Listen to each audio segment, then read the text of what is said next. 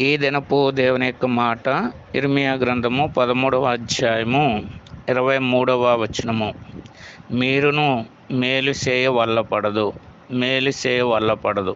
కారణం ఏంటంటే లేఖనాల్లో వ్రాయబడిన మాట, పాపము చేయక మేలు చేచుండు నీతిమంతుడు ఒక్కడునూ లేడని వ్రాయబడి ఉంది. అదే రీతిగా వేరొక స్థలంలో వ్రాయబడి ఉంది, అందరూ త్రోవ తప్పి కేవలము పనికిమాలిన వారైరని వ్రాయబడి ఉంది. దీనికంతటికీ కారణం ఏంటంటే మనుషుల్లో ఉన్నటువంటి పాపముతో ఉన్న మానవుడు మేలు చేయడం అనేది వల్లపడదని దేవుడు స్పష్టంగా తెలియజేస్తున్నాడు. కాబట్టి మానవుడు కలుగున్న పాపం నుంచి విడుదల పొందించి మానవుడు కూడా మేలు చేసేటువంటి వాడుగా చేయబడడానికి ఆయన ఈ లోకంలోనికి వచ్చినటువంటి వాడుగా ఉన్నాడు.